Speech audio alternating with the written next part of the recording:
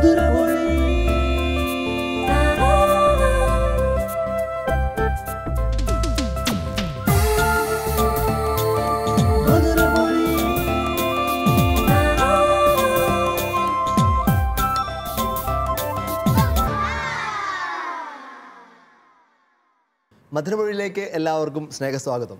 Angeles ആർമിയുടെ കുടുംബങ്ങൾക്ക് വേണ്ടിയുള്ള ഒരു സ്വർഗീയ വിരുന്ന്, മക്കളെ വിശുദ്ധിയിൽ വളർത്താൻ, കുടുംബങ്ങളെ സ്നേഹത്തിൽ കൂടുതൽ യോജിപ്പിക്കാൻ, സ്വർഗത്തിലേക്ക് ഒന്നു ചേർന്ന സ്വർഗീയ ജെറൂസലേമിലേക്ക് തീർത്ഥാടന സഭയായിട്ട് മുന്നോട്ട് പോകാനുള്ള ചെറിയ കുറുക്കോഴികളാണ് ഇവിടെ നമ്മൾ പങ്കുവയ്ക്കുന്നത്. നമ്മെ സഹായകരാണ് നമ്മോടൊപ്പം ഉള്ളത് നമ്മുടെ പ്രിയപ്പെട്ട ജോർജ് ചേട്ടനാണ്. മുഖവരകളൊന്നുമില്ലാതെ തന്നെ ജോർജ് ചേട്ടനെ സ്നേഹപൂർവ്വം മധുരമൊഴി എപ്പിസോഡിലേക്ക് സ്വാഗതം ചെയ്തുകൊള്ളുന്നു. നമ്മോടൊപ്പം ഉള്ള കുടുംബം ഇന്ന് ബാംഗ്ലൂർ എന്നുള്ള കുടുംബമാണ്. പ്രിയപ്പെട്ട ജോമി ചേട്ടനും ചേട്ടൻ്റെ ചേച്ചിയും. ചേട്ടൻ സോഫ്റ്റ്വെയർ എഞ്ചിനീയറാണ്, സൺഡേ സ്കൂൾ അധ്യാപകനാണ്. ഇവർ 4 മക്കളുടെ അപ്പനും അമ്മയാണ്. രണ്ടുപേരെയും സ്നേഹപൂർവ്വം മധുരമൊഴിയുടെ എപ്പിസോഡിലേക്ക് സ്വാഗതം ചെയ്തുകൊള്ളുന്നു. ഇന്നൊരു പുതിയൊരു വിശുദ്ധി, ഒരു വാഴ്ത്തപ്പെട്ടവളെ, ഇറ്റലിയിൽ നിന്നുള്ള വാഴ്ത്തപ്പെട്ടവളെ പരിചയപ്പെടുത്തിക്കൊണ്ട് തുടങ്ങാം. പേര് യുറേഷ്യ ഫാബ്രിസ്.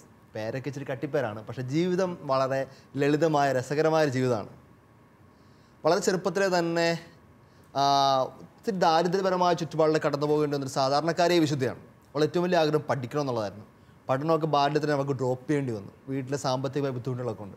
അവൾ അടുത്ത വീട്ടിലേക്ക് പോയി പിള്ളേരോട് ചോദിച്ചാണ് വായിക്കാനൊക്കെ പഠിച്ചത്. അത് ഒറ്റ കാരണമുള്ളൂ, അവൾക്ക് ബൈബിൾ വായിക്കണമെന്ന് ആഗ്രഹമുണ്ട്. അതുകൊണ്ട് എപ്പോഴും ഈ അക്ഷരങ്ങളൊന്നും പഠിക്കാൻ അവൾക്ക് കൊതിയുണ്ടായിരുന്നു. പക്ഷേ നാട്ടിലെല്ലാവർക്കും ഉപകാരമുള്ള പെൺകുട്ടിയായിരുന്നു അവൾ വളർന്നു വന്നപ്പോഴത്തേക്ക്. എല്ലാ വീടുകളിലും വിളി പോവുകയും പ്രായമുള്ളവരെ കാണുകയും ആരെങ്കിലുമൊക്കെ സഹായം വേണമെങ്കിൽ ചെയ്തു കൊടുക്കുകയൊക്കെ ചെയ്യുമായിരുന്നു. അങ്ങനെ അവളെ എല്ലാവരും റൊസേന എന്നാണ് ഓമനപ്പേര് വിളിച്ചത്.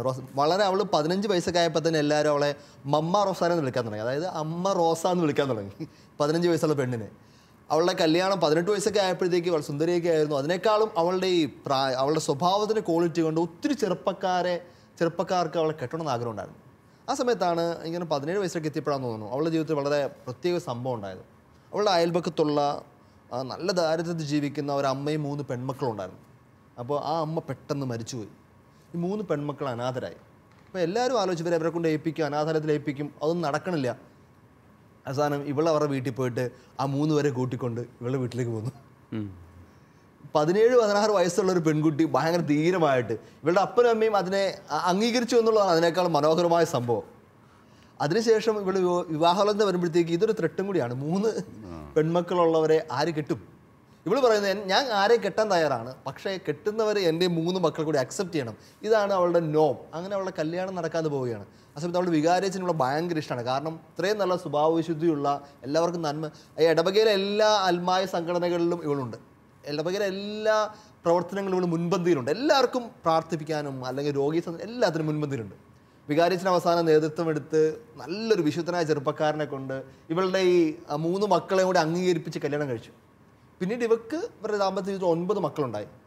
ഈ 9 മക്കളും ഈ 3-12 കൂട്ടി പലപ്പോഴായിട്ട് ഇവർക്ക് കുറേ കുഞ്ഞുങ്ങൾ വഴിയരികളിൽ നിന്ന് കിട്ടി. നാട്ടിൽ ആര് കുഞ്ഞുങ്ങൾ ഉപേക്ഷിക്കുന്നറിഞ്ഞോ ഇവർ അന്നേരം തന്നെ അവരെ പോയി സ്വീകരിച്ച് ഒരു വീട്ടിലേക്ക് കൊണ്ടുവരും.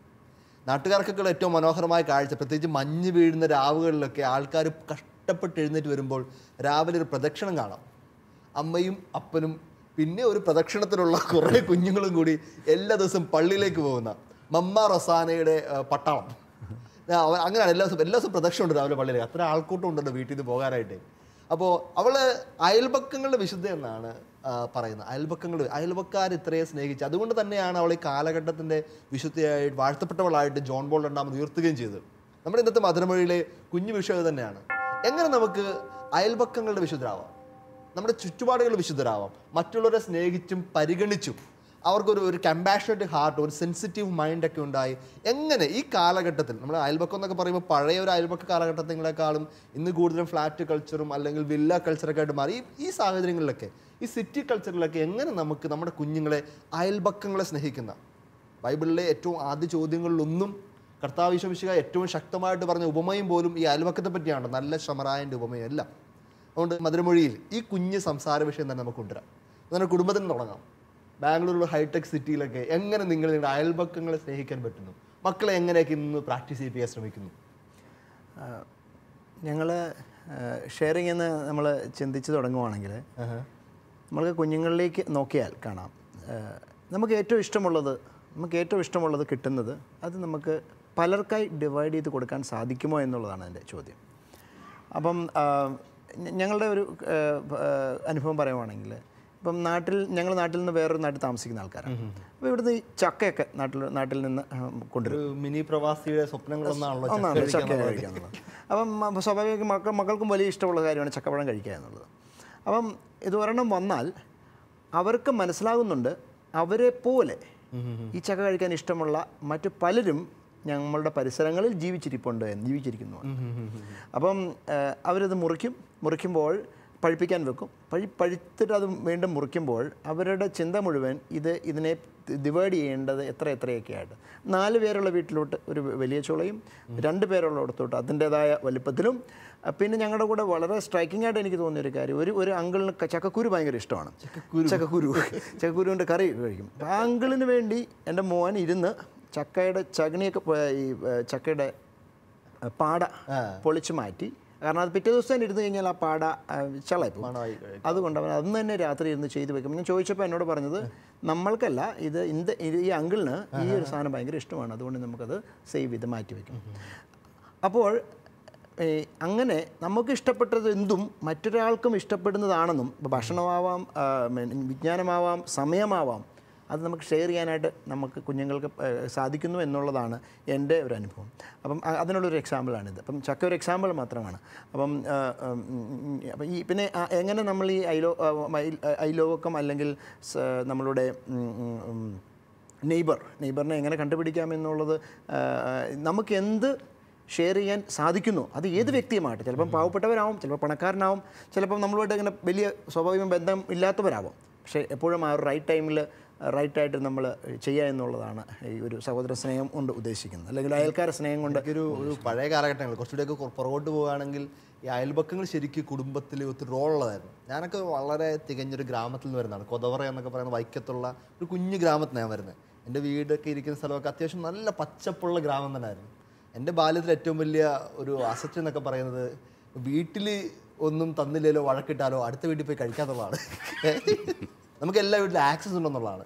എപ്പോൾ വേണമെങ്കിലും കയറി പോകാം, എവിടെ വേണമെങ്കിലും TV കാണാം. അല്ലെങ്കിൽ അത്രയും ഒരു ഗ്രാമാന്തരീക്ഷത്തിൽ വരുന്നത്. ഞാനിപ്പോൾ ഓർക്കുന്നുണ്ട്, എനിക്ക് ഏറ്റവും കൂടുതൽ നഷ്ടപ്പെട്ട 1-2 അമ്മമാരൊക്കെ തന്നെയാണ്. അവരൊക്കെ ഞാനിരുന്ന് ചുമ്മാ പേരൊക്കെ പറയാൻ, ഒരു സാലമ്മ ചേച്ചി, ലാലി ചേച്ചി, അവരൊക്കെ എൻ്റെ അമ്മയുടെ പ്രായത്തിലുള്ളതാണ്. രണ്ടും ഈ ഒരു 50കളിലൊക്കെ മരിച്ചു പോവുകയും ചെയ്തു, ക്യാൻസറൊക്കെ വന്നിട്ട്. ഞാനെപ്പോഴും ഏറ്റവും കൂടുതൽ മനസ്സിൽ, ഞാൻ സ്ഥലത്തില്ലാത്ത സമയത്തായിരുന്നു, ഞാൻ ഏറ്റവും കൂടുതൽ വിഷമിച്ചതും പ്രാർത്ഥിച്ചൊക്കെ അവർക്ക് വേണ്ടി. കാരണം അത്ര അമ്മയുടെ റോളും അല്ലെങ്കിൽ ഇച്ചാൻ്റെ റോളൊക്കെ എടുത്ത് കുറേ പേര് നമ്മുടെ ചുറ്റുപാടുകളിൽ ഉണ്ടായിരുന്നു ഒരു സമയത്ത്. ചേട്ടൻ തുടർന്നോളൂ. അപ്പം നമ്മൾ പിന്നെ അതുപോലെ തന്നെ ഒരു കെയറിങ്, മറ്റുള്ളവർക്ക് വേണ്ടി നമ്മളെ തന്നെ ഒന്ന് ഷെയർ ചെയ്യാൻ സാധിക്കുന്നുണ്ടെങ്കിൽ അത്രത്തോളം വേറെ സ്നേഹമൊന്നുമില്ല. അപ്പം അതിൻ്റെ ഒരു എക്സാമ്പിൾ ഞാൻ പറഞ്ഞാൽ, ഈ കഴിഞ്ഞ ഒരാഴ്ചയിൽ സംഭവിച്ച കാര്യമാണ്. എൻ്റെ മൂത്ത മോൻ ഹോളി കമ്മ്യൂണിയൻ പഠിക്കുകയാണ്. അപ്പോൾ ആ ഹോളി കമ്മ്യൂണിയൻ്റെ ക്ലാസ്സുകൾക്ക് അവൻ അവിടെ പങ്കെടുത്ത് തീർന്നു. 4 മണിക്ക് പിള്ളേരുടെ പേരൻസ് വരും. പേരൻസ് എല്ലാം വന്നു, ടീച്ചേഴ്സും പോയി. അപ്പം എന്നാൽ ഒരു കുട്ടി അവിടെ ഇരിക്കുകയാണ്. അപ്പം എന്നെ ടീച്ചർ വിളിച്ച് പറയുകയാണ്, ഞാനും പോന്നു, ജോമിൻ്റെ മാത്രം അവിടെ നിൽക്കുകയാണ്, കാരണം മറ്റവൻ്റെ പേരൻ്റ് വരാത്തതുകൊണ്ട്. അപ്പം ഞാൻ അവനോട് ചോദിച്ചു, അവൻ എന്നോട് പറഞ്ഞ ഇത്രയേ ഉള്ളൂ, അവൻ തന്നെ അവിടെ ഇരിക്കണ്ടേ. അപ്പോൾ ആ ഒരു സമയം പോലും അവനത് ഷെയർ ചെയ്യാനായിട്ട് റെഡിയാണ്. അങ്ങനെ ഒരു കാര്യമാണ് നമ്മൾ മറ്റൊരു നമ്മുടെ ഒരു കൂട്ടുകാരനെ സഹായിക്കാനായിട്ട് ചെയ്യാൻ സാധിക്കുന്നു. ചേട്ടാ, ഇതൊരു വലിയ സുവിശേഷമാണ്. പ്രത്യേകിച്ച് നിങ്ങൾ ഹൈടെക് സിറ്റിയിൽ ബാംഗ്ലൂരൊക്കെ താമസിക്കുന്നവർ, നെക്സ്റ്റ് ഡോറിലുള്ളത് ആരാന്ന് പോലും അറിയാൻ വരാതെ ജീവിക്കുന്ന കുറേ പേരുണ്ട്. അവിടെയൊക്കെ കുഞ്ഞുങ്ങൾക്കൊക്കെ ഇത്രയും ഒരു ബോധപൂർവമായി ചെയ്യാനൊക്കെ പറ്റുക എന്നാണ് നമ്മൾ ദൈവത്തെ 2 കൈ ഉയർത്തി സ്തുതിക്കണം. ഉറപ്പായിട്ടും നിങ്ങളുടെ ഒരു പെയിനും എഫേർട്ടും തന്നെയാണ്. ഞാനിവിടെ ഒരു ചെറിയൊരു ട്വിസ്റ്റ് എടുക്കുകയാണ്. നമ്മുടെ ഒരു പഴയ തലമുറയിലെ സൗഹൃദങ്ങളിലേക്കും, ജോർജേട്ടൻ വലിയ പ്രായമുള്ളതാണെന്നുള്ളതല്ല ഉദ്ദേശിച്ചത്. ഞങ്ങൾ പലപ്പോഴും ഒരുമിച്ച് യാത്ര ചെയ്തപ്പോൾ ജോർജേട്ടനിൽ കേട്ട ചില അനുഭവങ്ങൾ എനിക്ക് തോന്നുന്നു എല്ലാവരും ഇത് കേൾക്കുന്ന നല്ലതാണെന്ന് തോന്നുന്നു. ഈ സൗഹൃദ അനുഭവങ്ങൾ ജോർജേട്ടൻ്റെ കല്യാണത്തിനൊക്കെ മുമ്പുള്ളതും ആദ്യ സമയങ്ങളിലൊക്കെ ബാങ്ക് ജോലിയൊക്കെ ആയിട്ട് ബന്ധപ്പെട്ട് ജോർജേട്ടൻ നാടൊക്കെ വിട്ട് കോട്ടയൊക്കെ വിട്ട് ഇവിടെ കോഴിക്കോട് ഭാഗങ്ങളിലൊക്കെ വന്നപ്പോൾ ഒരുമിച്ച് ചില ചെറിയ ലോഡ്ജുകളിലൊക്കെ താമസിച്ച ചില അയൽപക്കങ്ങളുണ്ട്.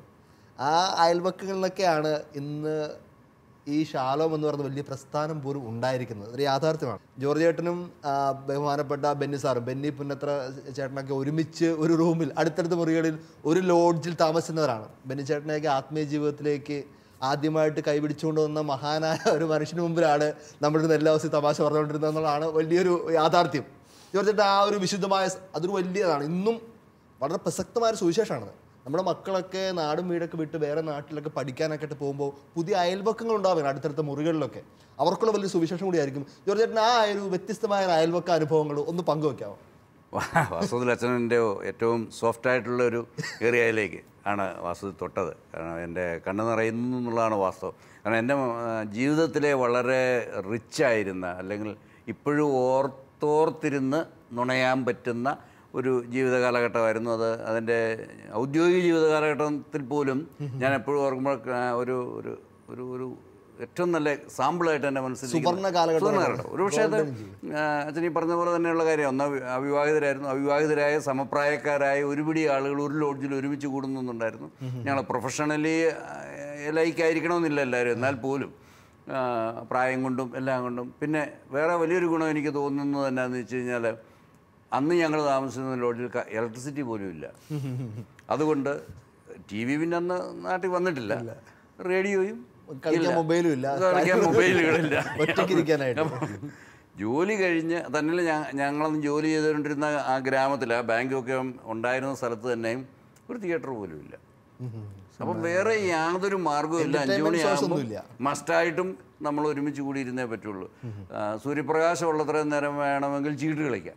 പക്ഷെ ചീട്ട് കളി എന്നൊക്കെ പറഞ്ഞാൽ ഒരു ദിവസം കളിക്കാം, കുറച്ച് കഴിയുമ്പോൾ അതങ്ങ് ഇതായിപ്പോൾ ആ ഒരു രീതിയില്ല. അപ്പോൾ ആ ഒരു അന്തരീക്ഷത്തെക്കുറിച്ച് അച്ഛനിപ്പോൾ ഓർമ്മിപ്പിച്ചത്. ആ അന്തരീക്ഷത്തിൽ ഇങ്ങനെ അതിൻ്റെ സൗഹൃദങ്ങൾ ആസ്വദിച്ച് ജീവിക്കുന്ന കാലഘട്ടത്തിലാണ് എൻ്റെ ജീവിതത്തിലേക്ക് ദൈവം പെട്ടെന്നൊരു ട്വിസ്റ്റ് കൊണ്ടുവരികയും, അല്ലെങ്കിൽ ദൈവം കയറി ഇടപെടുക, എൻ്റെ പോക്ക് ശരിയല്ല എന്ന് ദൈവത്തിന് തോന്നുകയും, എന്നെ ഒറ്റവാക്കിൽ പറഞ്ഞാൽ ദൈവം പിടിച്ച് മറിച്ചിടുകയായിരുന്നു. പിടിച്ച് നവീകരണം അല്ലാതെ രക്ഷയില്ലാത്ത ഒരു അവസ്ഥയിലേക്ക് എന്നെ എത്തി. ഞാൻ അങ്ങനെ അങ്ങ് പോയി. തിരിച്ചു വരുന്ന ഞാൻ ഒരു 15 ദിവസത്തോളം ഞാൻ അതുകൊണ്ട് ലോഡ്ജിൽ നിന്നും ഒഴിവായി നിന്നു. വാസ്തവത്തിൽ രാത്രിയിൽ ഞാൻ ലോഡ്ജിൽ വന്ന് കിടക്കുമായിരുന്നു. പക്ഷേ അച്ഛൻ പറഞ്ഞ പോലെ ബെന്യാമിൻ അത്ര തൊട്ടടുത്തും താഴത്തെ നിലയിൽ റൂമിലുണ്ട്, തൊട്ടിപ്പുറത്ത് വേറെ ആളുകളുണ്ട്. ഇവരാരും ഞാൻ വരുന്നുണ്ടോ ഇല്ലയോ എന്നുള്ള കാര്യത്തിൽ സംശയമാണ്. അപ്പം എന്തോ അനക്കം കേട്ടപ്പോൾ തോന്നിയായിരുന്നു. കാരണം ഞാൻ വളരെ രാത്രിയായിട്ടാണ് വരിക. വെളുപ്പിനെ ഞാൻ സ്ഥലം വിടുകയും ചെയ്യായിരുന്നു. ആ രീതിയിൽ ഒരു 15 ദിവസം ഞാൻ നടന്ന് മാറി വന്നു. തിരിച്ചു വരുന്നത് ഞാൻ മറ്റൊരു മനുഷ്യനായിട്ടാണ്. പക്ഷേ എനിക്കൊരു കാര്യം നിർബന്ധം ഉണ്ടായിരുന്നു, ഇവരാരും ഇതറിയരുത്. ഞാൻ ആത്മീയനായെന്ന് വേറെ അത് അല്ല, ഞാനങ്ങനെ അവർക്ക് നന്മയുണ്ടാകരുതെന്ന് കരുതിയിട്ടൊന്നുമല്ല. അങ്ങനെ ഞാൻ ഇന്നലെ വരെ ഇങ്ങനെയൊക്കെ നടന്ന, ഞാൻ ഇങ്ങനെയൊക്കെ അടിച്ചു പൊളിച്ച് നടന്ന ഞാൻ ആത്മീയനായി എന്ന് പറഞ്ഞാൽ ഇവരേതെങ്കിലും വിധത്തിലത് കളിയാക്കുകയൊക്കെ ചെയ്യും. പക്ഷേ ഇതൊന്നും ഞാനത് ഒരു യഥാർത്ഥത്തിൽ ആത്മീയനല്ലാത്തത് കൊണ്ട് എനിക്കത് പിടിച്ചു നിൽക്കാൻ പറ്റിയില്ല. അപ്പോൾ ഇത് കിട്ടിയതൊക്കെ അവിടെ കൊണ്ട് തന്നെ അവസാനിപ്പിക്കും എന്നുള്ളതുകൊണ്ട് ഞാനിപ്പോഴും ഓർക്കുന്നുണ്ട്. ആ നവീകരണ ധ്യാനം എല്ലാം പങ്കെടുത്ത് തിരിച്ച് വീണ്ടും ജോലി സ്ഥലത്തേക്ക് ജോലി കയറാനായിട്ട് പോകാനായിട്ട് എൻ്റെ ആത്മീയ പിതാവെന്ന് എനിക്ക് പറയാവുന്ന വൈദികൻ പറഞ്ഞു, കുഴപ്പമില്ല, നീ ഇനി നാളെ തൊട്ട് ബാങ്കിൽ പോയി തുടങ്ങിക്കോ എന്ന് പറഞ്ഞ് പെർമിഷൻ തന്നു വിട്ടേ. അന്ന് ഞാൻ ലോഡ്ജിൽ വന്ന് സാഷ്ടാംഗം വീണ് തമ്പുരാനോട് നവീകരണത്തിൽ വന്നിട്ടുള്ള ആദ്യത്തെ പ്രാർത്ഥന ഞാൻ പ്രാർത്ഥിച്ചു. അതിതായിരുന്നു, എൻ്റെ ദൈവമേ, എനിക്ക് സംഭവിച്ച മാറ്റം ആരും അറിയാതെ നീ കാത്തു സൂക്ഷിച്ചോളണം. കാരണം ഇതില്ലെങ്കിൽ എൻ്റെ കയ്യിൽ ഇത് നഷ്ടമാകും. വാസ്തവത്തിൽ ദൈവം ഏറ്റവും മറുതലിച്ച് പ്രവർത്തിച്ച പ്രാർത്ഥനയും അതുതന്നെയായിരുന്നു. കാരണം പിറ്റേ ദിവസം നെക്സ്റ്റ് ഡേ വൈകുന്നേരം നടക്കാൻ പോകുമ്പോൾ ശ്രീ ബെന്യാമിൻ അത്ര ഞാനും കൂടെ ആയിരുന്നു. നിങ്ങളിങ്ങനെ ആളുകളായിട്ട് നടക്കാൻ പോകുന്നതാണ്. ആ യാത്രക്കിടയ്ക്ക് വെച്ച് അദ്ദേഹം എന്നോട് ചോദിക്കുകയാണ്, ജോർജ് എവിടെയായിരുന്നു 15 ദിവസം? അപ്പോൾ അതൊരു പോലീസ് മോഡൽ ചോദ്യം പോലെ ഞാൻ എടുത്തത്. പുള്ളി വളരെ മര്യാദയ്ക്ക് ചോദിച്ചതാണെന്നെങ്കിലും. അപ്പോൾ ഞാനിങ്ങനെ നോക്കിപ്പോൾ, അല്ല ജോർജ് എവിടെ ആയിരുന്നു പോയതെങ്കിലും വിരോധമില്ല, പക്ഷെ പോയത് ഒരു നല്ല സ്ഥലമായിരുന്നു. കാരണം ജോർജ് യു ആർ ഡിഫറെൻറ്റ്. അത്രയും മാറ്റം കാണാൻ പറ്റുന്നു. എനിക്ക് അത് പോസിറ്റീവായിട്ട് പ്രാർത്ഥന അവിടെ തന്നെ പൊളിഞ്ഞു. അപ്പോൾ എൻ്റെ പ്രാർത്ഥന പൊളിയാൻ തുടങ്ങുന്നതിൻ്റെ പക്കത്തൂടെ ഞാനിങ്ങനെ പോവുകയാണ്. അപ്പോൾ ഞാൻ പറഞ്ഞു, അപ്പം കുറേ പ്രശ്നം എനിക്കുണ്ട്. ഒന്ന്, കള്ളം പറയാൻ പാടില്ല. അപ്പോൾ കള്ളം പറയാൻ പറ്റില്ല, നുണ പറയുകയും വേണം. അപ്പോൾ ഒരു പരിസ്ഥിതിയിൽ ഞാൻ വിഷമിച്ച് ഞാൻ അന്ന് പറഞ്ഞ മറുപടി ഞാനിപ്പോഴും ഞാൻ ഓർക്കുന്നുണ്ട്. ഓക്കെ, ഞാനൊരു സ്ഥലത്ത് പോയിരുന്നു. നമ്മുടെ ഈ ജീവിതത്തിൽ നിന്നൊക്കെ നമ്മളൊന്ന് പിൻവാങ്ങേണ്ടതുണ്ട്. ഇത്തരക്ക് പിടിച്ച ഈ ജീവിതത്തിനകത്തൊക്കെ പിൻവാങ്ങേണ്ടത്. ഒരു retreat from all these things. ഞാൻ റിട്രീറ്റ് ആണെന്ന് സത്യം പറയേണ്ടുണ്ടേ. അതാ ഞാൻ പറയുന്നത്, കള്ളമല്ല ഞാൻ പറയുന്നത്, നുണയാണ്. അപ്പോൾ അങ്ങനെ പിൻവാങ്ങിയതാണ്. ഉടനെ പുള്ളി എന്നോട് ചോദിച്ചു, അതെവിടെയാ, എനിക്കൂടെ ഒന്ന് പോയാൽ കൊള്ളാമെന്നുണ്ട്. ഞാൻ പറഞ്ഞു, എൻ്റെ ഒളിയിടം എന്ന് പറയുന്നത് എൻ്റെ മാത്രമാണ്. അത് വേറൊരാൾ കൂടെ വന്നു കഴിയുന്നതോടെ അത് എൻ്റേതല്ലാതായി മാറും. ആർക്കും മനസ്സിലാകാത്ത ചില വാക്കുകളൊക്കെ ഉപയോഗിച്ച് ഞാനിത് അവതരിപ്പിക്കുകയായിരുന്നു. അദ്ദേഹം വളരെ മാന്യനായിരുന്നു. എന്നെപ്പോലെ എന്തും പറയുകയും ചെയ്യുന്ന സ്വഭാവമില്ലായിരുന്നു. അദ്ദേഹം വളരെ ശാന്തമായിട്ട് അന്ന് വൈകുന്നേരം വന്ന് ഞാൻ തമ്പുരാൻ്റെ മുമ്പിൽ പ്രാവശ്യം സാഷ്ടാംഗം വീണൊന്നുമല്ല, നേരെ നിവർന്നു എന്നോട് പറഞ്ഞു, വൃത്തികേടാ കാണിച്ചത്. ഞാനാകെ ഒരു കാര്യമേ ചോദിച്ചുള്ളൂ, അതിങ്ങനെയാണ്. പക്ഷേ സോക്കെ, എൻ്റെ നാക്കുകൊണ്ട് ഞാൻ തൽക്കാലം രക്ഷപ്പെട്ടിട്ടുണ്ട്, ബാക്കി നീ ചെയ്തോണം. നാളെ പുള്ളിയുടെ മനസ്സിൽ നിന്നെല്ലാം മാഞ്ഞു പോകും. അപ്പോൾ ദൈവത്തിന് എന്തും ചെയ്യാൻ പറ്റുമല്ലോ. അങ്ങനെ എല്ലാം കാര്യമേൽപ്പിച്ചു. അത് കഴിഞ്ഞിട്ട് ഞാൻ മുട്ടുകുത്തി, ഞാൻ എന്ത് വേണമെങ്കിലും അതിന് ചെയ്യാം, അതിന് പകരമായിട്ട് എന്ത് വേണമെങ്കിലും ചെയ്യാം. തമ്പുരാൻ ആ സമയത്ത് ആദ്യമായിട്ട് ഞാൻ കേട്ട ദൈവസ്വരങ്ങളിൽ ഒന്നാണ്, ആദ്യമായിട്ടെന്ന് ഞാൻ പറയുന്നില്ല, എങ്കിലും ആദ്യ സ്വരങ്ങളിൽ ഒന്നാണ്. ദൈവം വളരെ വ്യക്തമായിട്ട് എന്നോട് പറഞ്ഞു, നാളെ നീ അവനോട് പറയാ, നമുക്കും പോയി, നമുക്ക് സംസാരിച്ചിട്ട് കാര്യമില്ല, നമുക്ക് പോയി പ്രാർത്ഥിക്കാമെന്ന് പറയാം. ഞാനെന്താ അങ്ങോട്ട് ചോദിക്കുന്നത്, ദൈവം എന്താ തിരിച്ചു വേറെ പറഞ്ഞു. ഞാൻ പറയില്ല എന്നപ്പോഴേ തീരുമാനിച്ചു. അതേതായാലും പറയുന്ന പ്രശ്നം ഉദിക്കുന്നില്ല. പക്ഷേ പിറ്റേന്ന് ഞങ്ങൾ ദീർഘനേരം നിശബ്ദമായി നടന്നു. ആ നടപ്പിൻ്റെ അവസാനം പുള്ളി അത് ചില ചോദ്യങ്ങളൊക്കെ ചോദിച്ചു, ഞാൻ ഇതുപോലെ ചില മറുപടികളൊക്കെ പറഞ്ഞ് രക്ഷപ്പെട്ടു. പക്ഷേ അതിൻ്റെ അവസാനം ശ്രീ ബെന്യാമിനത്ര എന്നോട് പറയുകയാണ്, ജോർജെ, നമ്മൾ സംസാരിച്ചിട്ട് കാര്യമില്ല, നമുക്ക് പ്രാർത്ഥിക്കാം. പിന്നെ എനിക്ക് പിടിച്ചു നിൽക്കാൻ പറ്റിയില്ല. കാരണം ഞാൻ അത് കേട്ടതോടെ എന്നോട് എന്ത് പറയാൻ പറഞ്ഞോ അതേ വാക്ക് അദ്ദേഹം എന്നോട് പറഞ്ഞപ്പോൾ പിന്നെ ഞാൻ തകർന്നു പോയി. പിന്നെ ഉള്ള കാര്യങ്ങളങ്ങ് ഇതാകുകയായിരുന്നു. അത് അവസാനം ഞാൻ വളരെ ചുരുക്കി പറഞ്ഞാൽ വളരെ പെട്ടെന്ന് എൻ്റെ റൂംമേറ്റ് ആയിരുന്ന ഒരു അധ്യാപകൻ ശ്രീ മാത്തച്ഛൻ, അദ്ദേഹത്തിലേക്ക് ഞങ്ങൾ 3 പേരായിരുന്നു പിന്നീട് അന്ന് 9 കിലോമീറ്റർ നടന്ന് മരുതോങ്കര പ്രാർത്ഥനാ ഗ്രൂപ്പിൽ പോയിക്കൊണ്ടിരുന്നത്. 9 കിലോമീറ്റർ. ഒരു ചെറിയ ബ്രേക്ക്, ഇത് വളരെ പ്രധാനപ്പെട്ട കാര്യമാണ്. ഞാൻ ഈ സ്റ്റോറിയിൽ ഏറ്റവും ഇഷ്ടപ്പെട്ട കാര്യം അതായിരുന്നു. 9 കിലോമീറ്റർ ജോലി കഴിഞ്ഞ് വന്ന് എല്ലാ ദിവസവും നടന്ന് രാത്രി വെട്ടോ കത്തിച്ച് പിടിച്ച് മലയിടുക്കൊക്കെ കയറി തിരിച്ചു വരുന്ന നമ്മുടെ ഈ സിനിമകളിലൊക്കെ മാത്രം കണ്ടിട്ടുള്ള മിഷൻ എക്സ്പീരിയൻസ് ഇതെല്ലാം തുടർന്നോളൂ. അല്ല, അതിനകത്ത് ഞാൻ എടുത്തു പറയുന്ന കാര്യം തീർച്ചയായിട്ടും ദൈവത്തിൻ്റെ കൃപയും ദൈവത്തിൻ്റെ വിളിയും അത് ഞാൻ അംഗീകരിച്ചിട്ട് തന്നെ ഞാൻ പറയാണ്. ഈ 3 പേരില്ലായിരുന്നെങ്കിൽ അത് സാധ്യമാകുമായിരുന്നില്ല. ആ കൂട്ടായ്മയുടെ ആ ബലം തീർച്ചയായിട്ടും അവിടെ അനുഭവപ്പെടുന്നുണ്ട്. തന്നെയല്ല, അച്ഛൻ പറഞ്ഞതുപോലെ ഞങ്ങൾ ടോർച്ച് തെളിച്ചുകൊണ്ടൊന്നുമല്ല പോകുന്നത്. കാരണം ബാങ്കിൽ ടോർച്ചുമായിട്ട് പോകാനുള്ള അത്രയ്ക്കൊരു ഗട്ട്സ് ഇല്ല. അതുകൊണ്ട് ബാങ്കിലേക്ക് പോവുക, അവിടുന്ന് ബസ് കയറി പോകാൻ പറ്റും. പക്ഷേ പ്രാർത്ഥനയെല്ലാം കഴിഞ്ഞിട്ട് 11 മണിയോ ഒക്കെ ആകുന്ന സമയത്ത് തിരിച്ച് 9 കിലോമീറ്ററും നടക്കുക മാർഗ്ഗമുള്ളൂ. ഈ മാഷും അങ്ങോട്ട് നേരെ ബസ്സിനെത്തിയിരിക്കും, തിരിച്ച് നടക്കും. ടോർച്ചൊന്നും കൊണ്ടുപോകാൻ നടക്കില്ല. പക്ഷേ ആ കൂട്ടായ്മയിൽ ഞാനിപ്പോഴും ഓർക്കുന്നുണ്ട്, ദൈവം ടോർച്ചടിക്കുന്നത് പോലെ ഞങ്ങൾക്ക് ചുറ്റും വെളിച്ചം കാണിച്ച് ഞങ്ങളെ കൊണ്ടുവന്ന ആ ഇത് അന്ന് പരീക്ഷിക്കാൻ പോലും ഞാൻ നോക്കിയിട്ട് എപ്പോഴും ഞങ്ങൾ വെളിച്ചത്തിൻ്റെ നടുവിലായിരിക്കും. ആ രീതിയിൽ നടക്കുന്ന കണ്ടപ്പോൾ എനിക്ക് അത്ര വിശ്വാസിയൊന്നുമല്ല. കാര്യം നവീകരണത്തിലൊക്കെ വന്നെങ്കിലും വിശ്വാസിയല്ലാതെ ഇപ്പോഴും ഞാൻ അത്ര ഒരു വിശ്വാസിയല്ല. ഞാൻ എന്തും ചൊറിഞ്ഞും ചിരണ്ടിയും നോക്കുന്ന സ്വഭാവം. അപ്പോൾ അന്ന് ഞാനിങ്ങനെ നോക്കുമായിരുന്നു. നോക്കുമ്പോൾ ഞാൻ പല വിധത്തിൽ ഈ 3 പേരും പല ആകൃതിയിലേക്കൊക്കെ മാറി നോക്കും. പക്ഷേ എങ്ങനെ ആകൃതി മാറിയാലും ഞങ്ങൾ 3 പേരും വെളിച്ചത്തിലായിരിക്കും. ഞങ്ങൾക്ക് ചുറ്റും വൃത്താകൃതിയിൽ പുറപ്പാടായിരുന്നേ, രാത്രിയിൽ അഗ്നിത്തോടായിട്ടും പകരം മേഘസ്തംഭമായിട്ടൊക്കെ പറഞ്ഞ പോലെ ആയിരുന്നു. അവസാനം എനിക്ക് സഹിക്കുക വയ്യാതെ ചോദിച്ചു, നിങ്ങൾ വല്ലതും കാണുന്നുണ്ടോ എന്ന് ചോദിച്ചപ്പം ബെന്യാമിനത്ര അന്ന് എന്നോട് പറഞ്ഞായിരുന്നു, ഞാനും കുറേ നേരമായിട്ട് കാണുന്നുണ്ട്. എന്നതാന്ന് ഞങ്ങൾ പറയട്ടില്ല. നിങ്ങൾ വല്ലതും കാണുന്നുണ്ടോ? ഞാനും കുറേ നേരമായിട്ട് കാണുന്നുണ്ട്. ഞാൻ പറഞ്ഞ ഒരു സാമ്പിൾ ഞാൻ പറയാം, അതൊരു അത്ഭുതം എന്നുള്ളതിനേക്കാൾ കൂടുതലായിട്ട് ഇതെല്ലാം കൂട്ടായ്മയായിട്ട് ബന്ധപ്പെട്ട് ആ ഒരു വിശുദ്ധമായ സൗഹൃദത്തിൻ്റെ അല്ലേ ഇന്നും നിലനിൽക്കുന്നുണ്ട് എന്നുള്ളതാണ് അത്ഭുതകരമായ വേറൊരു കാര്യം. ഞങ്ങൾ 3 പേരും 3 സ്ഥലങ്ങളിലേക്കായിട്ട് ചതറിക്കപ്പെട്ടു. പിന്നീട് ബെന്യാമിനത്ര ശാലോമിന് തുടക്കമിടുന്നതൊക്കെ വർഷങ്ങൾക്ക് ശേഷമാണ്, വർഷങ്ങളേറെ ശേഷമാണ്. പക്ഷേ അന്നേരം അദ്ദേഹം എന്നെ ഓർത്തു, ദൈവവും എന്നെ ഓർത്തു. അങ്ങനെ ഇവർ 2 പേരും ഓർത്തതുകൊണ്ട് ഞാനും ശാലോമിൻ്റെ ഒരാളായിട്ട് വരാനായിട്ട്. ഞാൻ ഉദ്ദേശിച്ച വിശുദ്ധമായ അയൽപക്കങ്ങൾ എത്ര വർഷം കഴിഞ്ഞാലും അത്ര ശക്തമായിട്ട് നമ്മുടെ ജീവിതത്തിൽ, പ്രത്യേകിച്ച് ആത്മീയമായ വളർച്ചയിലൊക്കെ ശക്തമായിട്ട് നമുക്ക് തിരിച്ച് നമ്മുടെ കുടുംബത്തിലേക്ക് തന്നെ വരാം. നമ്മുടെ നിങ്ങളുടെ ഈ ഒരു ആത്മീയ അനുഭവങ്ങൾ മറ്റുള്ളവർക്ക് കൊടുക്കാനായിട്ട്, നമ്മുടെ അയൽപക്കങ്ങൾക്ക് കൊടുക്കാനായിട്ട്, ദൈവാനുഭവം കൊടുക്കാനായിട്ട് നമുക്ക് പറ്റുന്നുണ്ട്. അത് നിങ്ങൾക്ക് കിട്ടുന്നുണ്ടോ അങ്ങനെ ചില അനുഭവങ്ങൾ? അപ്പോൾ ഞങ്ങളുടെ ജീവിതത്തിൽ എന്താണെന്ന് വെച്ചാൽ ഞങ്ങൾ ഇപ്പോൾ താമസിക്കുന്ന വീട്ടിൽ ഞങ്ങൾ റെൻറ്റിനാണ് താമസിക്കുന്നത്. അപ്പോൾ നേരത്തെ താമസിച്ചുകൊണ്ടിരുന്ന വീട്ടിലെന്ന് വെച്ചാൽ ഒരു ഫ്ലോറിലാണ് 2 ഫാമിലി ഒരുമിച്ച് താമസിക്കുന്നത്. അപ്പോൾ വീട്ടിലപ്പോൾ ഞങ്ങൾക്ക് 2 പിള്ളേരാണുള്ളത്, അടുത്ത വീട്ടിൽ 3 പിള്ളേരുണ്ട്. അപ്പോൾ ഇവരുമായിട്ട് ഈ പിള്ളേർ തമ്മിൽ ഭയങ്കര ഒരു ബന്ധമായിരുന്നു. ഇപ്പോൾ അവരും ഒരു ദിവസം പള്ളിയിൽ പോയും പ്രാർത്ഥിക്കുകയൊക്കെ ചെയ്യുന്ന നല്ലൊരു ഫാമിലി ആയിരുന്നു. അപ്പോൾ ഇവർ അവിടെ പോയിരുന്ന് പ്രാർത്ഥിക്കുകയും പിള്ളേരാണെങ്കിലും എന്ത് കാര്യം ഫുഡ് കഴിക്കാനാണെങ്കിലും ഇപ്പോൾ ഇവിടെ എന്തെങ്കിലും താമസിക്കുകയാണെങ്കിൽ ഉടനെ അവിടെ പോയി കഴിക്കുക. ഇവർ തമ്മിൽ നല്ല ഒരു സ്വന്തം സഹോദരങ്ങളെക്കാട്ടിലും ഒരു ഭയങ്കര ഒരു ആത്മീയമായ ബന്ധവും അതുപോലെ തന്നെ എല്ലാത്തിനും. ഇപ്പോൾ ഈ ഞങ്ങൾ എവിടെയെങ്കിലും പോകണമെങ്കിൽ ചിലപ്പോൾ ഈ കുഞ്ഞുങ്ങൾ ഞങ്ങളുടെ കൂടെ ഉണ്ടാവും. അപ്പോൾ പുറത്തുനിന്ന് ഒരാൾ ഞങ്ങളെ അറിയാത്ത പലരും ഓർത്തിട്ടുണ്ട് ഇത് ഞങ്ങളുടെ കുഞ്ഞുങ്ങൾ തന്നെയാണെന്ന് ഓർത്ത്. അപ്പോൾ ചോദിച്ചിട്ട് നിങ്ങൾക്ക് 5 പിള്ളേരോ അങ്ങനെ വരെ ചോദിച്ച ഒരു അനുഭവം ഉണ്ടായിട്ടുണ്ട്. അപ്പോൾ ഇപ്പം ഞങ്ങൾ 3 വർഷമായിട്ട് അവിടുന്ന് വേറൊരു വീട്ടിലാണ് താമസിക്കുക. പക്ഷേ ഇപ്പോഴും ഈ പിള്ളേർക്ക് അവരോടൊരു ഭയങ്കര ഒരു സ്നേഹമാണ്. എന്തുണ്ടെങ്കിലും പറയാം, അവരെ വിളിക്കണം, അവർക്ക് കൊണ്ടുപോയി കൊടുക്കണം, അവരുടെ സ്വന്തം പോലെയാണ്. ഇപ്പോൾ മറ്റുള്ളവരോട് അവർ ഇൻട്രൊഡ്യൂസ് ചെയ്യുന്നത് ഇത് ഞങ്ങളുടെ കസിൻസ് ആണെന്നും പറഞ്ഞിട്ടാണ്. ആക്ച്വലി ഞങ്ങൾ അവർ തൃശ്ശൂരുകാരാണ്, ഞങ്ങൾ പിന്നെ കോട്ടയംകാരാണ്. മുന്നേ ഒരു പരിചയമില്ലാത്തവരാണ്. ഇവിടെ ഒരു 2-3 വർഷം ഞങ്ങൾ ഒരുമിച്ച് താമസിച്ചെന്നുള്ള ഒരു ഇത് മാത്രമേ ഉള്ളൂ. പക്ഷെ അവരുടെ ഇത് നമ്മൾ സ്വന്തക്കാരാണ്. അപ്പോൾ ഒരു ദിവസം എൻ്റെ അടുത്ത് വന്ന് ചോദിച്ചു, അമ്മ അവർ നമ്മുടെ കസിൻസ് അല്ലേന്ന് ചോദിച്ചു. അപ്പോൾ നല്ല മോനെ നമ്മളിങ്ങനെ താമസിച്ചിട്ടുള്ള. അപ്പോൾ അന്നേരമാണ് ഇവർക്ക് ശരിക്കും ഉള്ള കാര്യങ്ങൾ എന്താണെന്ന് മനസ്സിലാകുന്നത്. മനസ്സിലായിട്ടില്ല. അപ്പോൾ അങ്ങനെ ഒരു നല്ലൊരു എക്സ്പീരിയൻസ്.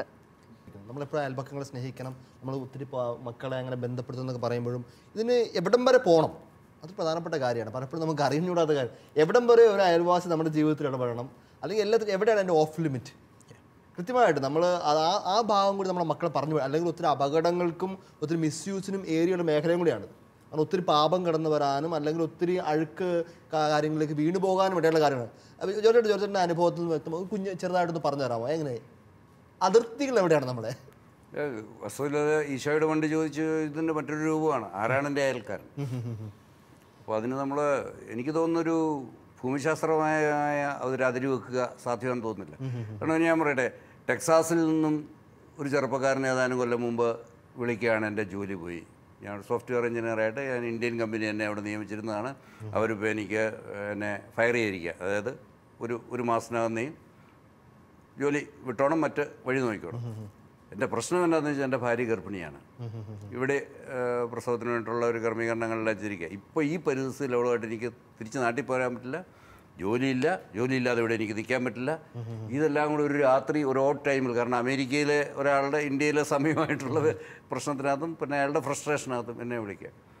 താൻ എൻ്റെ അതിർത്തിക്ക് വെളിയിലാണെന്ന് എനിക്ക് പറയാൻ പറ്റുമോ? ലോകത്തിൻ്റെ മറുവശത്താണ്. അപ്പോൾ എനിക്ക് തോന്നുന്നു ജോഗ്രഫിക്കലി ഒരു ഇതല്ല, അയാളെൻ്റെ അയൽക്കാരനാണ്, എനിക്കെന്ത് ചെയ്യാൻ പറ്റും? എനിക്ക് അയാൾക്ക് ജോലി കൊടുക്കാനോ അല്ലെങ്കിൽ മറ്റൊന്നും ചെയ്യാൻ പറ്റില്ല. പക്ഷേ എനിക്കിത് ചെയ്യാൻ പറ്റും. ദൈവം നിന്നെ സഹായിക്കും, ദൈവം നിൻ്റെ കൂടെയുണ്ട്, ദൈവം നിന്നെ പരിപാലിക്കും. നമ്മൾ ആ ഒരു അഷുറൻസ് ആണ് അയക്ക് കൊടുക്കേണ്ടത്. എൻ്റെ ഒരു അനിയൻ എന്നുള്ള നിലയ്ക്ക് അങ്ങനെയാണ് കൊടുക്കേണ്ടതെന്ന് എനിക്കങ്ങ് തോന്നുകയാണെങ്കിൽ ഞാനങ്ങ് പറഞ്ഞു തുടങ്ങുമ്പോൾ ദൈവം പ്രവർത്തിക്കാൻ തുടങ്ങും. അപ്പോൾ ഞാൻ പറയുന്നത് എന്താണെന്ന് വെച്ചാൽ ദൈവം പ്രവർത്തിക്കാൻ തുടങ്ങുന്നില്ല, അപ്പോൾ ഞാൻ എൻ്റെ വായിൽ നിന്ന് വീഴുന്നത് ഞാൻ ഇപ്പോഴും ഓർക്കുന്നുണ്ട്. അത് പറഞ്ഞ പ്രത്യേക സംഭവം ഞാൻ പറഞ്ഞ ധൈര്യമായിട്ടിരുന്നോ, ആര് ഫയർ ചെയ്താലും ദൈവം ഫയർ ചെയ്യില്ല, നിനക്ക് ജോലി കിട്ടും, നിൻ്റെ ഭാര്യ അവിടെ തന്നെ പ്രസവിക്കും, ഒരു പ്രശ്നമില്ല. അതെവിടെ അങ്ങ് സംഭവിക്കരുത്. അതൊരു പ്രവചനമോ അല്ലെ അങ്ങനെയുള്ള സംഭവം അല്ലത്. നമ്മുടെ സ്നേഹം സ്നേഹപൂർവ്വം നമ്മൾ എക്സ്പ്രസ് ചെയ്യുമ്പം അയാൾക്കൊരു അഷുറൻസ് കിട്ടുക, അവിടെ ദൈവം കൂടെയുണ്ട്. അത് അയാളുടെ ജീവിതത്തിലേക്ക് യാഥാർത്ഥ്യമായി വരിക. പക്ഷെ നമ്മളിവിടെ കുഞ്ഞുങ്ങൾക്ക് ഇതെല്ലാം പറഞ്ഞു കൊടുക്കുമ്പോഴത്തേക്കും ഇതുപോലെ തന്നെ ഈ മക്കളുടെ കാര്യത്തിലാണെന്നുണ്ടെങ്കിൽ അവർ തന്നെ ഇപ്പോൾ ഹോസ്റ്റലിൽ താമസിക്കുന്നവരുണ്ട്, കോളേജിൽ പഠിക്കാൻ പോകുന്നവരുണ്ട്. കോളേജിൽ പഠിക്കുന്ന എൻ്റെ ഒരു മകൾക്ക് ഒരു കൂട്ടുകാരി ഉണ്ടായിരുന്നു, അച്ഛന്മാരെയോ അതുപോലെ തന്നെ സിസ്റ്റേഴ്സിനെയൊക്കെ കുറിച്ച് അത്ര നല്ലതല്ലാത്ത അഭിപ്രായം പറഞ്ഞു നടക്കുന്ന ഒരു വിഷയം. അപ്പോൾ അവിടെ ഓപ്ഷൻ എന്താണെന്ന് ചോദിച്ചു കഴിഞ്ഞാൽ എന്ത് ചെയ്യണമെന്നുള്ളതിന് അവളുമായിട്ട് കൂട്ടുവിട്ടേരെ എന്ന് പറയാൻ പറ്റില്ല. കാരണം അവൾക്ക് ഒരു ശരിയായ ഒരു വഴിയും കാണിച്ചു കൊടുക്കാൻ പറ്റുന്നത് ഇവക്കായിരിക്കാം, ഒരുപക്ഷെ അതിനുവേണ്ടി ആയിരിക്കാം ഇവിടെ നിയമിച്ചിരിക്കുന്നത്. അതേസമയം എനിക്കെൻ്റെ മകളെക്കുറിച്ച് കൺസേൺ ഉണ്ട്. അവൾ ഇതിനകത്തേക്ക് അകപ്പെട്ടു പോയാൽ ഇതിലാര് ജയിക്കും? അപ്പോൾ എനിക്ക് കിട്ടിയ ഒരു അഷുറൻസ് എന്നാന്ന് ചോദിച്ചു കഴിഞ്ഞാൽ സത്യം ദൈവമാണ്, ദൈവം സത്യവുമാണ്. അപ്പോൾ സത്യത്തിൻ്റെ കൂടെ നമുക്ക് നിൽക്കാൻ പറ്റും. പ്രാർത്ഥിക്കുക, ദൈവത്തിന് എൻ്റെ മകളെ സംരക്ഷിക്കാൻ സാധിക്കും. അതേസമയം അപ്പോൾ വചനത്തിനകത്തൊരു കാര്യം പറയുന്നുണ്ടല്ലോ, അവരുടെ വസ്ത്രത്തെ പോലും വെറുത്തുകൊണ്ട് അതേസമയം അവരെ സ്നേഹിക്കണം. അപ്പോൾ ആ ഒരു നിലപാടും ഇത് കൊടുക്കാനായിട്ട് നമുക്ക് പറ്റും. അപ്പം ഞാൻ പറയാൻ അതിര് വെക്കുകയല്ല വേണ്ടത്, ഈ ടൈപ്പ് ആളുകൾ പാടില്ല എന്നുള്ള നമ്മൾ ഓവർ പ്രൊട്ടക്റ്റീവ് ആകുകയാണ്. അപ്പോൾ അതിനകത്ത് എനിക്ക് തോന്നുന്നു നമ്മുടെ കുഞ്ഞുങ്ങൾ നമ്മുടെ സ്വന്തം കുഞ്ഞുങ്ങളാണെന്ന് കരുതി പോകുന്നുണ്ടാകും. നമ്മുടെ കുഞ്ഞുങ്ങൾ ദൈവത്തിൻ്റെ കുഞ്ഞുങ്ങളാണെങ്കിൽ നമ്മൾ പൊതിഞ്ഞു പിടിക്കുന്ന എന്തുമാത്രം നമുക്ക് ത്വര വരുന്നോ അതിൻ്റെ എത്രയോ മൾട്ടിപ്പിൾ ദൈവത്തിന് ത്വരയുണ്ട് എന്ന് നമ്മളൊന്ന് റിയലൈസ് ചെയ്യാം. ഒരു വീട്ടമ്മ പറഞ്ഞ വളരെ യാഥാർത്ഥ്യമുള്ള ഒരു വാക്ക് ഞാൻ ഇപ്പോൾ ഓർക്കുന്നുണ്ട്. അയൽവക്കക്കാരുള്ള സ്നേഹത്തിൽ ഞാൻ എപ്പോഴും എൻ്റെ മക്കൾക്ക് വേണ്ടി പ്രാർത്ഥിക്കുന്നതാണ്, ദൈവമേ അവരെ മാടപ്രാവനെ പോലെ സ്നേഹം കൊടുക്കാനും സർപ്പത്തെ പോലെ വിവേകം കൊടുക്കാനുള്ള കൃപ എൻ്റെ മക്കൾക്ക് കൊടുക്കണമേ. പക്ഷേ ഇതിനോടുകൂടി പറയാനായിട്ട് ഒരു കാര്യം കൂടിയുണ്ട്. നമ്മുടെ ഇടവക വികാരി അച്ഛൻ, കൊച്ചച്ഛൻ, നമ്മുടെ ഇടവക സമൂഹം, അതുപോലെ നമ്മുടെ കൂടെയുള്ള സിസ്റ്റേഴ്സ്, അവരുടെ ഒരു സമൂഹം, ഇവരൊക്കെ യഥാർത്ഥമായ നമ്മുടെ അയൽക്കാരാണെന്നും അവരെയൊക്കെ ആ ലെവലിൽ തന്നെ സ്നേഹിക്കണമെന്നും കൂടെ നമ്മൾ പിള്ളേരെ പറഞ്ഞു കൊടുക്കണമെന്ന് എനിക്ക് തോന്നുന്നു. കാരണം എന്ത് കിട്ടിയാലും അവരും നമ്മുടെ ഒരുപക്ഷെ ഞങ്ങളുടെയൊക്കെ ജീവിത സാഹചര്യങ്ങളിൽ ഞങ്ങൾക്ക് അതുമാത്രമല്ല ഏതൊരു ഇടവകയിലും വികാരി അച്ഛൻ നമ്മളുടെ ആധ്യാത്മിക പിതാവാണെന്നും സിസ്റ്റേഴ്സ് നമുക്ക് ആധ്യാത്മികമായി നമ്മളെ ഗൈഡ് ചെയ്യാൻ പറ്റിയ നമ്മുടെ പേരൻസിൻ്റെ ഒരു സ്ഥാനത്ത് നിന്ന് നമുക്ക് നമ്മുടെ ഒരു അയൽക്കാരുടെ സ്ഥാനത്ത് നിന്ന് അവരെ സ്നേഹിക്കാൻ സാധിക്കണമെന്ന് ഒരു ഉദ്ദേശങ്ങൾ ഞങ്ങൾ കൊടുക്കാറുണ്ട്, ഞങ്ങളത് പാലിക്കാൻ ശ്രമിക്കാറുണ്ട്. ഞാനതിന് അടിവരയിടുന്നില്ല, കാരണം ഞാൻ വൈദികനായതുകൊണ്ട് ഞാൻ അടിവരയിടുമ്പോൾ നിങ്ങൾ വിചാരിക്കും എനിക്ക് അയൽവക്ക സ്നേഹം കിട്ടാൻ വേണ്ടിയാണെന്ന്. പക്ഷേ എനിക്ക് വേറൊരു കാര്യം പറഞ്ഞിട്ട് ഞാൻ അവസാനിപ്പിക്കുകയാണ് സമയപരിമിതി മൂലം. ഒരു അമ്മ ചെയ്യുന്ന എല്ലാ ദിവസവും ചെയ്യുന്ന മനോഹരമായ പ്രാർത്ഥനയുണ്ട്. അമ്മ രാവിലെ എഴുന്നേറ്റിട്ട് ചുറ്റുപാടുകളും പല മതക്കാർ താമസിക്കുന്ന അമ്മ രാവിലെ 4 ദിക്കിലും കുരിശ് വരയ്ക്കാറുണ്ട്. എൻ്റെ സുഹൃത്താരമ്മയാണ് എന്താ പറയും, ഈ അയൽവക്കക്കാരെല്ലാം കർത്താവ് ഇതിൻ്റെ വിശുദ്ധകുരിശ് നാമത്തിന് ആശീർവദിച്ച് പ്രാർത്ഥിക്കുന്നു, എല്ലാവരെയും സംരക്ഷിക്കണമെന്ന്, എല്ലാ ആപത്തുകളിലും അപകടം. ഇത്ര മനോഹരമായിട്ട് നമ്മുടെ മക്കളെയൊക്കെ നമ്മൾ കുറിച്ച് പ്രാർത്ഥിക്കാറുണ്ട്, അത് നമ്മൾ തന്നെ കുറിച്ച് പ്രാർത്ഥിക്കാറുണ്ട്. എല്ലാ ദിവസവും ആൻറ്റി പറയാം, എല്ലാ ദിവസവും ഞാൻ 4 വർഷം കുരിശ് വരച്ച് പ്രാർത്ഥിക്കുന്നു, ഈ ചുറ്റുപാടുള്ള എല്ലാ ഇടവകളെയും വിശുദ്ധീകരിക്കണം, അനുഗ്രഹിക്കണമെന്ന്. ഒരു പുരോഹിതനുണ്ട് എനിക്ക് പരിചയമുള്ള, അദ്ദേഹം എല്ലാ ദിവസവും രാവിലെ ആരാധനകളിൽ പള്ളിയിലെ വൈദികനാണ്. അദ്ദേഹം വിസ്തുർബാൻ എടുത്തുയർത്തി കഴിയുമ്പോഴത്തേക്ക് 4 വർഷവും തിരിയും, 3 വർഷവും തിരിയും, 4ാമത്തെ വർഷം സ്വാഭാവികമായിട്ട് കിട്ടുമല്ലോ. ഈ എല്ലാ ദിക്കിൻ്റെയും പേര് പറഞ്ഞു, തമ്പുരാനെ എല്ലാ ദിക്കിനെയും എല്ലാ ദിക്ക് താമസിക്കുന്നവരെ അനുഗ്രഹിക്കണമെന്ന്. എല്ലാവർക്കും ചെയ്യാവുന്ന കുഞ്ഞു കാര്യമാണത്. എല്ലാ ദിക്കിനെയും ചുറ്റുപാടുകളെ അനുഗ്രഹിക്കാൻ, തന്നെപ്പോലെ തന്നെ അയൽക്കാരെ സ്നേഹിക്കാൻ പറഞ്ഞ തമ്പുരാൻ്റെ അനുസരിക്കാനുള്ള വലിയൊരു ചാൻസാണ്. സ്വർഗത്തിലേക്കുള്ള ഏറ്റവും ചെറിയ കുറുക്കുവഴിയും കൂടിയാണെന്ന് പറഞ്ഞുകൊണ്ട് അവസാനിപ്പിക്കുന്നു. നമുക്ക് ഒന്നു ചേർന്ന് ഈ ഒരു നിമിഷം പ്രാർത്ഥിക്കാം. പ്രിയപ്പെട്ടവരെ, ഈ നിമിഷം പ്രത്യേകമായിട്ട് കുടുംബം ഒന്നു ചേർന്ന് പ്രാർത്ഥിക്കുമ്പോൾ അയൽപക്കത്തുള്ള ഓരോ വ്യക്തികളുടെയും മുഖങ്ങളൊക്കെ ഒന്ന് മനസ്സിലോട്ട് വരട്ടെ.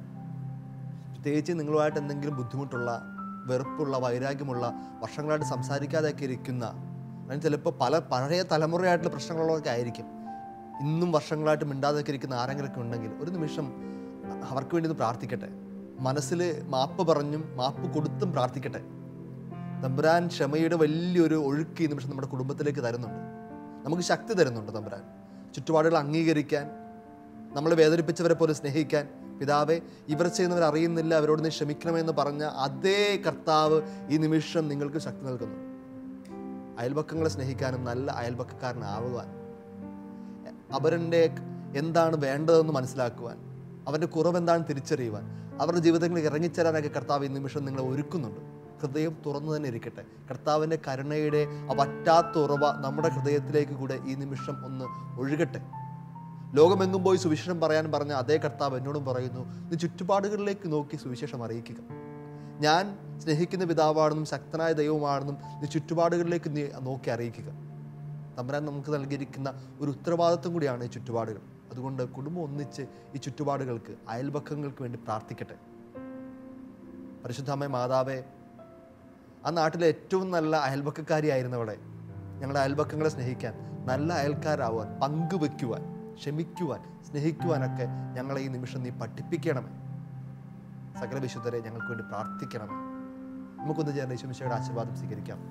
നമ്മുടെ കർത്താവ് ഈശോ മിശിഹായുടെ കൃപയും പിതാവായ ദൈവത്തിൻ്റെ സ്നേഹവും പരിശുദ്ധാത്മാവിൻ്റെ സഹവാസവും പരിശുദ്ധ അമ്മയുടെയും സ്വർഗം മുഴുവൻ്റെയും മാധ്യസ്ഥവും സംരക്ഷണം ഉണ്ടായിരിക്കട്ടെ, ഇപ്പോഴും എപ്പോഴും എന്നേക്കും. ഈശോ മിശിഹായ്ക്ക് സ്വീകരിക്കട്ടെ.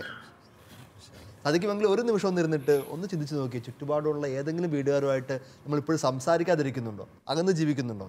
എങ്കിൽ ഈ രാത്രി തന്നെ ഒന്നിറങ്ങുന്ന ചെന്നിട്ട് ഒന്ന് ഈശോ മിശിഹായ്ക്ക് സ്വീകരിക്കട്ടെ എന്ന് പറഞ്ഞ് തിരിച്ചു വരിക. ആമേൻ.